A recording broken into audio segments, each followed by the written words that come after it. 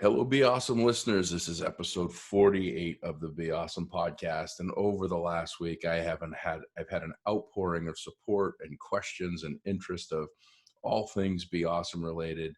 What I'm doing here locally, supporting these great institutions, businesses, and people doing great things through this unprecedented time of the coronavirus, COVID-19. And I found myself telling the story of how it all started a number of times. And I figured instead of having folks um, go back, 45 episodes and play catch up, I thought I'd go back to where it all started. It all started back in the late June timeframe of 2018. I decided to start Be Awesome with the intention of writing a book and expanding my public speaking with more of a purpose and a delivery of a message. And I've been working on that. The book is well slow going, non-existent at this point because I've been so busy with the public speaking. But I started to do podcasts because it was highly recommended I do that. And I did the first two under my peach tree by myself and found myself saying, I am going to bore people to death if it's just me. And was making a trip to Alaska, to Fairbanks, Alaska for a business trip. And prior to going up, I was like, man, I remember a couple years ago reading a newspaper in Anchorage, Alaska, about some guy that lives in North Pole, Alaska, that has the name of Santa Claus. He's got to have a heck of a story. And so I tracked him down.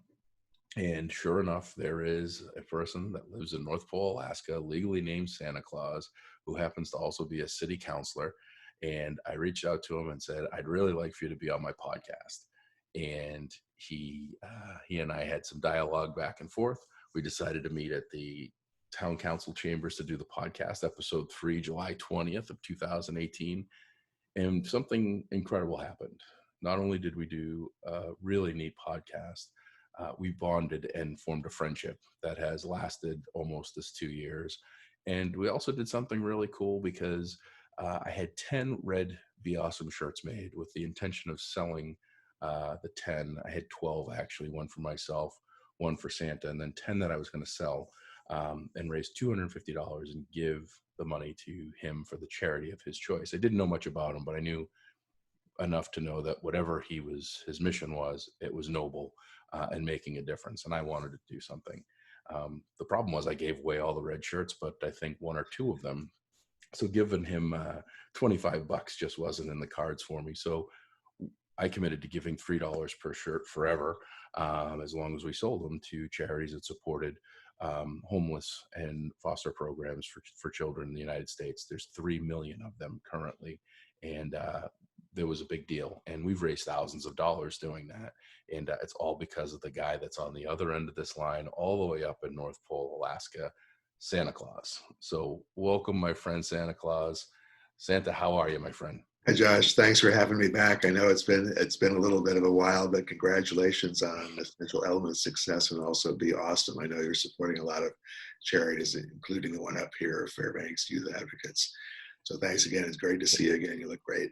You too, my friend. It's where it all began and it all started. And one of the reasons I wanted to do this was because I haven't seen you in over a year, and my next trip is hopefully going to be up to your neck of the woods. But for the audience, we've got people listening from all over the place. Where the heck is North Pole, Alaska? And tell us a little bit about the community. North Pole is in the interior of Alaska. It's a little bit southeast of Fairbanks, which is right in the middle. If you look at a map, it's right in the middle. And a lot of people don't realize that Alaska is huge. It's 2.5 times the size of Texas. And sometimes when you look at those maps that people put up, like the news agencies and stuff, there's this tiny little Alaska in the upper left. It's much, much, much larger than what you usually see on a map. Yeah. And you've got about 2,000 residents, right? Yep, 2,000 residents. I'm on their city council up here. And now we've got our usual challenges like most local governments do. Yep. And one thing that's really cool, I mean, because of the name and because of the Christmas concept, your streetlights are a little bit different than streetlights anywhere else in the United States, right? They're candy striped. Yeah, they're painted candy cane striped, and you've got a number of different things around town that really make it feel Christmassy year round. Yeah, a lot of the street names are great. My legal name, of course, is Santa Claus, and I happen to live on Santa Claus Lane. Oh wow, that's The cool. city I hall actually is on. I don't think I knew that. Didn't know you lived on Santa Claus Lane. Yeah, and Um, also the city city hall is on Snowman Lane. oh, I did know that. That was when where I came to meet you. Um, so let's step back in time a little bit. How did you weren't born with the legal name of Santa Claus? You legally changed it and Yeah, moved I to did. North Pole, Alaska. Tell that story because for folks that didn't hear the original podcast, I think it's a great one. Thank you. Well, back in 2004, I grew out my beard. Before, when I'd had beards, they'd been sort of brown, sort of black and brown, and a couple of the white hairs here and there. This time it grew out just like you see it now. And I was kind of surprised. A lot of my friends said, "Oh, you ought to do the Santa thing this winter." That would have been in 2004. And I said, "Okay, well, I'll give it a try." So I volunteered for more than 30 nonprofit organizations as their Santa around Lake Tahoe, where I was living on the Nevada side on the North Shore, Hmm. and had a ball. People received it really well. The kids were pleased. I had a lot of fun doing it. And being a monk in real life and also a child advocate, I was praying about this sort of gift, this appearance. And that February, so that was 2005, I was walking to the post office up in the mountains at Lake Tahoe. And this crisp, clear day, kind of cold, but some people had their windows open in their cars. There was not too much traffic, but as I was praying to God, what should I do with this gift? And one of the prayers was, should I change my name to Santa Claus? Well, right after the prayer, maybe 20 seconds later, I was looking and watching where I was walking, and there was snow on the ground. And this white nondescript car came up the road toward me, and its windows were open. So I kind of glanced over, and just as it went by, this male voice sounded like he was in his early 20s, just shouted out, "Santa, I love you," like that. And I figured, well, that's an answer to my prayer. So Yeah. that's a really fast answer. And I took it to heart the next day, called the county clerk, and went about changing my name legally to Santa Claus.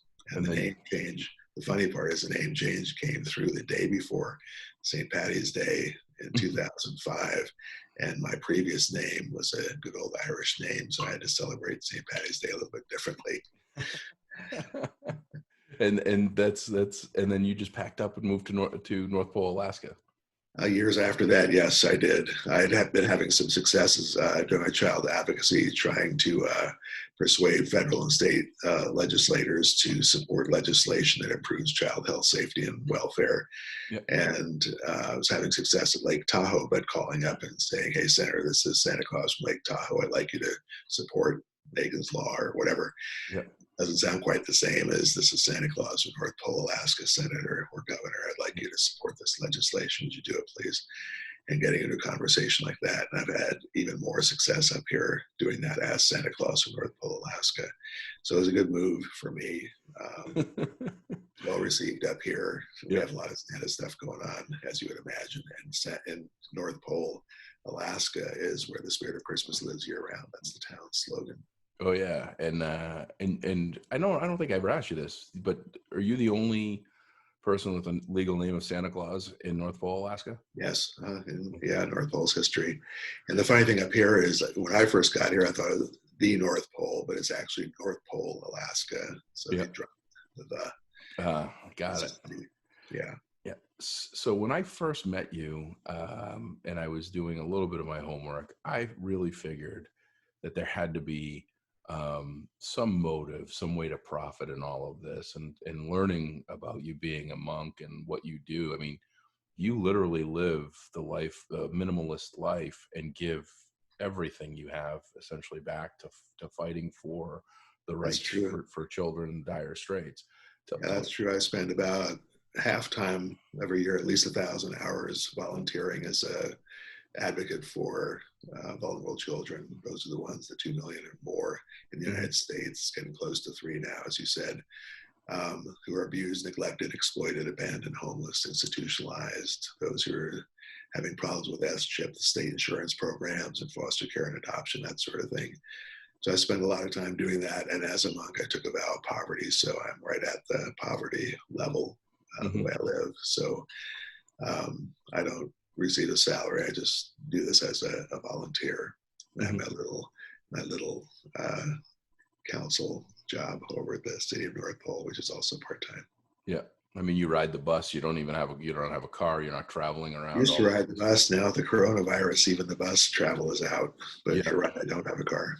Yeah. That is amazing. I'm just, when I listened to you the first time, I learned so much about the choices that you've made, the decisions that you make, and the things that you do, and it's just so inspiring that you literally have given so much to those that have so little, and have done it with such commitment to go to the levels that you've gone.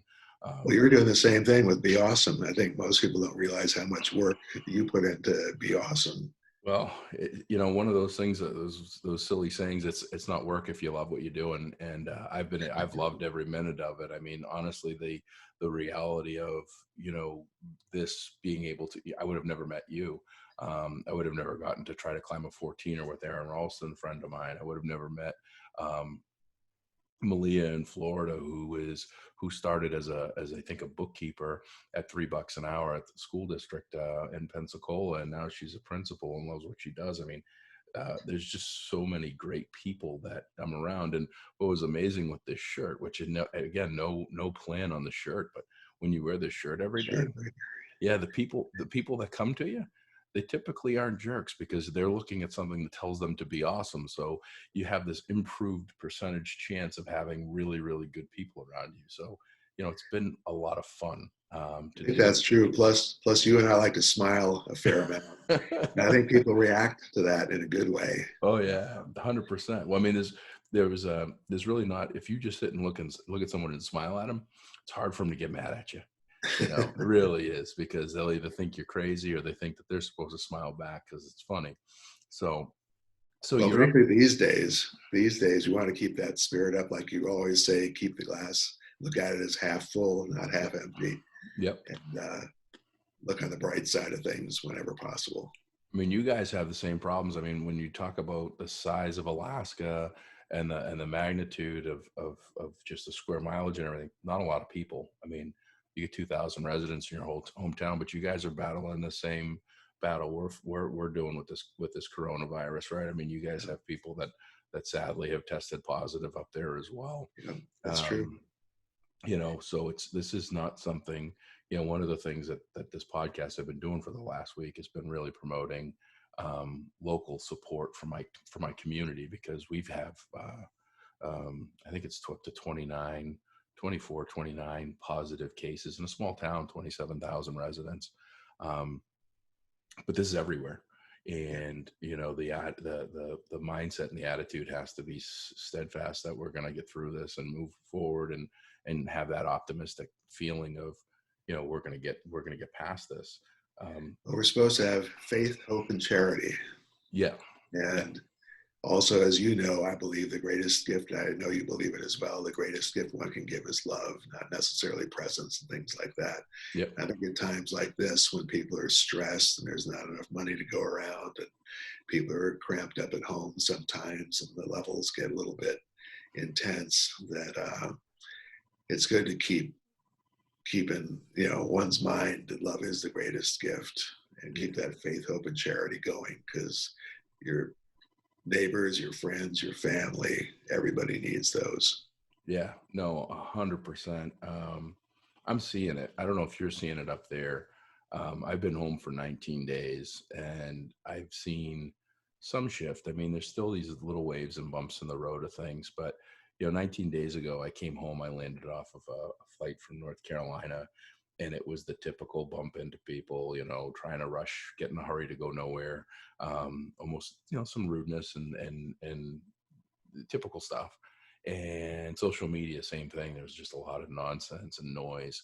And what I found over the last week or two, um, is this shift of support, shift of supporting the smaller business owners that are really struggling in many cases, a shift in support to your friends, people reaching out.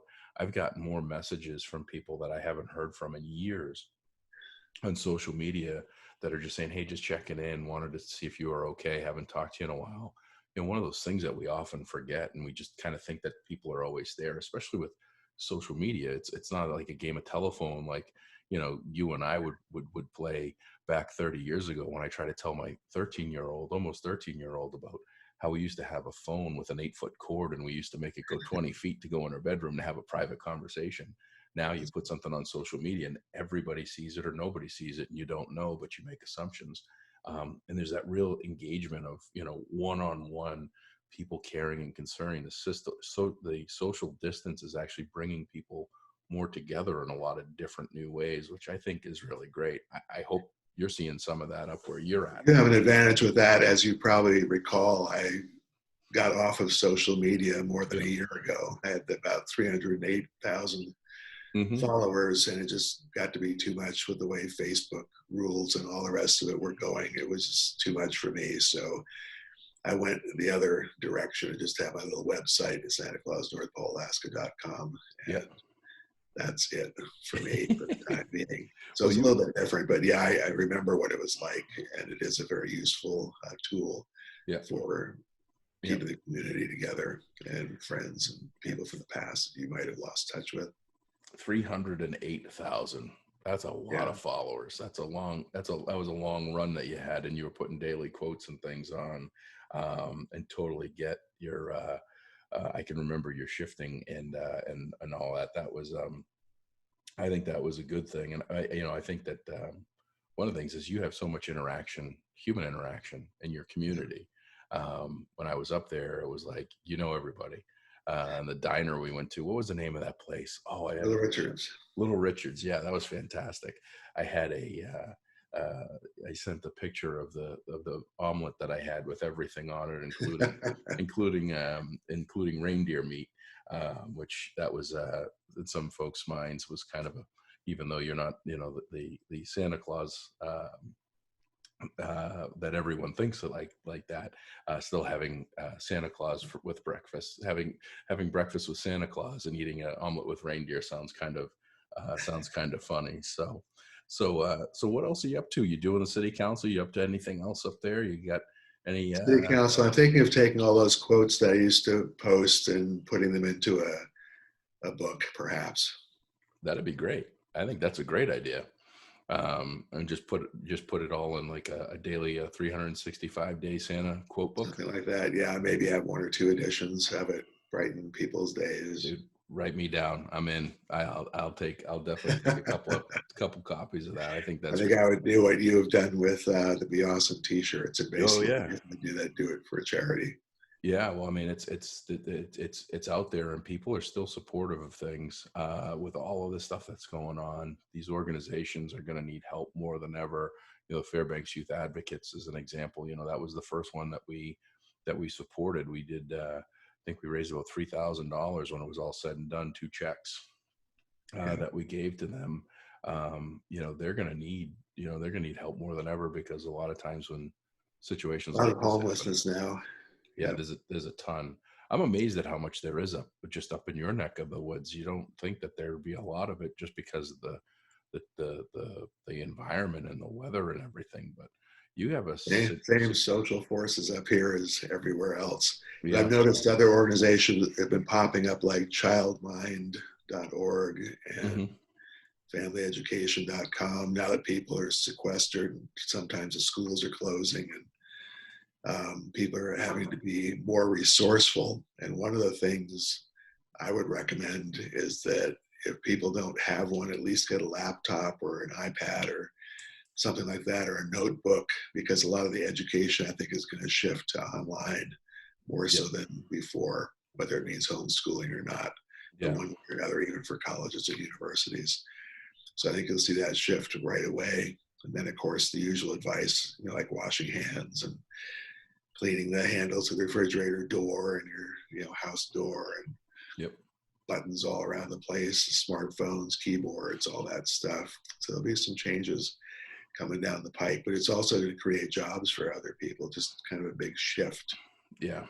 Yeah, well, there's great opportunity in manufacturing toilet paper right now. I don't know if there's a, I don't know, Yeah, I don't know if it's that's what running I've low. heard. I don't The know if same it's thing's running low. happening up here. Yeah. I, I get the forever roll. One roll lasts a month.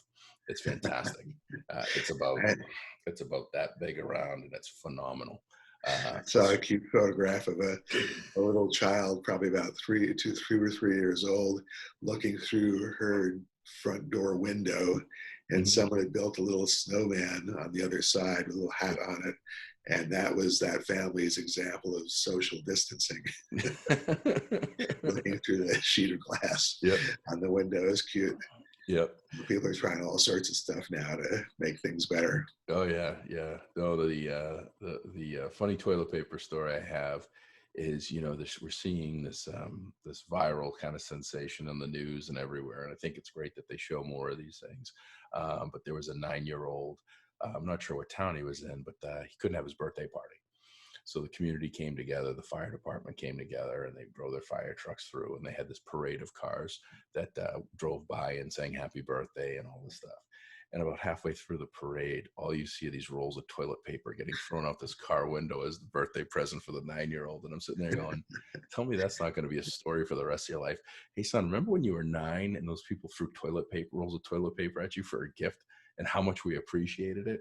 But I mean, it's crazy. I mean, it's crazy what people are hoarding, and crazy what we're in this position right now where we're kind of looking at things just in a really kind of weird way of, what do I really need, and how much of it do I need to get by, and how long do I need to get by with it for? So, Yeah. been When I was a, about 9, lived in New York City, and the sister closest in age to me is a year younger. And I would play in the snow. And one year it snowed just a ton, right up to the rooftops of the cars in New York City, which pretty much shuts down New York City. yep, It wasn't a coronavirus or anything like that. It was just snow, just an incredible amount of snow. And they couldn't keep the streets clear, much less pick up trash and all the rest of it. yep, So people were pretty much sequestered whether they liked it or not, unless they could get out and walk. So it was great for the kids because they were just made tunnels through between yep. the cars and stuff like that, and tunnel out of their home or go out the second floor window, that sort of stuff. It was quite interesting to see how creative children can be at times of Oh just yeah. times of change like this. Yeah, well, I think we're going to see a lot of creativity with kids. I know with our 12-year-old, he's been making all little new clay things and doing all sorts of cool stuff with his work. And I think I think there's going to be a lot of good that comes out of this whole thing at the end of it. I hate to say that it takes something like this for a whole lot of good, but I think that if we focus on the good things that can come out, I think I that was we trying to think that's see a Danny. lot of good stuff. Yeah, yep, that's Danny. And then chances the And two, how's Amy doing? Amy's doing great. Other than she's probably ready to move someplace where there's no Danny Chance and me, because um, we're definitely we've made this house very small very quick. How old is Chance? He's just over 2. He's already broken his leg. So he Yeah. broke his leg just when this whole coronavirus um, started to kind of build up in late January. So he's Oh, you want recovered. to keep him out of the hospital at all costs. That's the whole thing. I mean, we took him in for his X-ray, and the woman for her registration says, "Oh, have you been anywhere overseas?" And no. She says, "Have you been in contact with anybody um, that may have the coronavirus?" And I'm like, "I'm not even drinking Coronas. I was just a joke, right? That was just a joke. I like at that time, you didn't even think it was that big of a deal, and now it's like everything is locked down and telehealth and everything else. Yeah, our representative up here, U.S. Representative Don Young, who's one of the longest serving members in Congress, he made a big mistake, didn't take it seriously in the beginning, called it the corona beer virus and some other Oh, stuff. And he said that at a senior center, so he got slammed pretty well for it. oh my I god. don't know if he'll be in office next time around. Stuff, it's interesting how people think about certain Yeah. things Well, these days. Well, it's just the magnitude of it. You don't know. Sometimes you just don't know the magnitude of something until it's really hitting you right in the face, and you're going, "Oh wow, yeah, this is." Was somebody at the clinic. I had an emergency appendectomy in December and recovered nicely. But when I would go back for the little scans afterwards, make sure things were healing properly, they would ask me, you've been traveling the last 6 months, and I said yes. And they said where, and I said all over the world. And they said, Mhm. what do you mean? And I said, well, Christmas Eve, I'm everywhere, like that. They didn't think it was funny. One of the nurses laughed. Everyone was They were busy getting ready to scribble down all the different countries Yeah, that I had yeah, visited. yeah. Sometimes you have to have fun with it. Every house in one night or less. That's the way to do it. Yeah. No, I mean you do. You have to find ways to laugh about it in a lot of ways. But yeah, there's definitely a time and a place for the jokes. I wouldn't even make the joke on the coronavirus today because it's definitely hurting a lot of people. Yeah, So it's pretty serious. yeah, yeah. So let's I think we'll wrap this thing up and then you and I talk a little offline here before you go. And any closing words? I know you've got your closing that I'd you like to have. get the blessing again, if you Yeah, wouldn't mind. closing. I know I was going to actually insist it, but I knew I didn't need to with you. So please do. Well, to all your listeners and viewers, and to you and your family, of course, may each of you have a lifetime that's filled with happiness, peace, good health, prosperity, and most of all, love, which is the greatest gift. So, Merry Christmas in advance. Thanks so much, Santa. This is much overdue. I've missed you, my friend. I'm really hoping to get up and see you here in July and catch up in person and go to the Little Chinese Richard. Well, no, we got to go to the Chinese food restaurant That's true. That's right. for lunch. It was diners, Right. drive-throughs. Was it diners, drive-throughs, and dives? Oh, It was awesome. yeah, the pagoda. The pagoda Yeah, in North Pole. I actually already profiled it. Yeah. Yeah, if you ever go to North Pole, Alaska, go to the pagoda for lunch and go to Little Richard's Diner for breakfast. Hands down, some of the best eats around. So, um, Thank you, thank Josh. thank you, my friend. We will Keep see up the you. good work with essential elements and also be awesome. Will do my best. And to the Be Awesome listeners, we've got some more local great folks coming up this week. Had a couple of days where I took Sunday off, and yesterday we had some timing issues, but I've got the rest of the week filled with some amazing folks that live right here in Easton, Massachusetts, that are making the best that they can with this unprecedented, difficult time in life.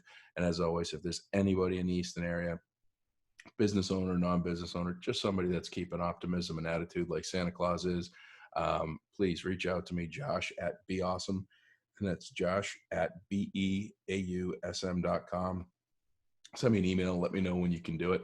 And I will have you on here. You can promote your company, product, service, whatever you got going on that you're keeping going, and have a chat with you, because I'd love to do this every single day while we're going through this really tough time, to try to put even just a couple of minutes of lighthearted smiles and thinking on. So in the meantime, if you can be anything, be awesome. Have a great day.